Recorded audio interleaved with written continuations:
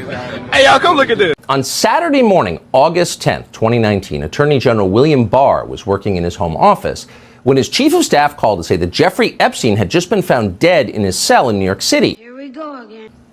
Barr was shocked and upset to hear this. His first reaction, as he recounts in his memoir, was to worry that some people in America might not buy the idea that Jeffrey Epstein had killed him. You got a one-track mind. It's always Politics, politics, politics, politics. Quote, "No one's going to believe it was a suicide," Barr fretted to his chief of staff. "There will be conspiracy theories all over the place." Now, that's a pretty odd response if you think about it. At the time, there was no way that Bill Barr could have known for sure how Jeffrey Epstein died. So you would think, as the Attorney General, his first concern would be finding out what actually happened. But instead, his first concern was worry that the public might jump to unapproved conclusions about what happened. And in some ways, Bill Barr was right to worry. Many Americans did not believe that Jeffrey Epstein had killed himself. Given the strange circumstances of his death, stranger even than most people understood at the time, it was going to take a sustained public relations campaign to convince Americans that Jeffrey Epstein killed himself. And it's not easy for me to say that. But Bill Barr was willing to make the effort. 2 days later, he flew to New Orleans, gave a speech, and said this. I was appalled, and indeed the whole department was, and frankly, angry, to learn of the MCC's failure to adequately secure this prisoner. We are now learning of serious irregularities at this facility that are deeply concerning and demand a thorough investigation. The FBI and the Office of Inspector General are doing just that. We will get to the bottom of what happened, and there will be accountability. So the country is skeptical and concerned. Bill Barr is skeptical and concerned. We will get to the bottom of what happened, and there will be accountability, he promised that day. We'd think so, but no.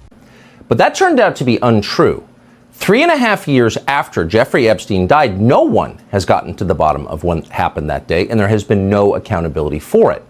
The only people ever punished for the grotesque malfeasance surrounding Epstein's death were 2 low-level guards who fell asleep on duty that night. Both pleaded guilty to falsifying government records. But last year, with no real explanation, an Obama-appointed judge dropped all charges against both of them. One of the guards may still work for the federal government. As for getting to the bottom of what happened, despite many promises from many various officials, neither the FBI nor the Justice Department's Office of Inspector General has ever issued a report explaining how Jeffrey Epstein died. Not a word. So once again, 3.5 years after one of the most widely covered deaths of our time, there are still no answers and there is still no accountability. Why is that? Wow. Wow. Well, many reasons, probably, but one of them is that Washington veteran Bill Barr, the only man in the modern era to serve as Attorney General twice, declared the Epstein case closed. Now, at first blush, Barr seems to have good reason for doing that. By the end of 2019, Barr writes in his memoir, "I was confident that Jeffrey Epstein committed suicide by hanging himself." Now, why did Bill Barr believe that? Well, the first piece of evidence he offers up is this, quote, "The New York City medical examiner had conducted an autopsy and ruled that Epstein killed himself by hanging." That's the first piece of evidence. The second is this. It's a videotape that, quote, "confirmed the medical examiner's findings." I personally reviewed that video footage, Barr writes. It shows conclusively that between the time Epstein was locked in his cell at 7:49 p.m. on the night of August 9th and the time he was discovered the next morning at 6:30, no one entered his tier, end quote. Therefore, Bill Barr explained, we can know for sure that Jeffrey Epstein killed himself. Oh, really?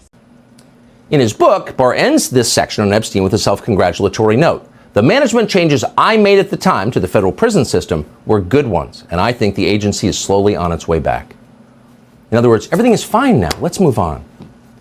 This was enough for most journalists in Washington.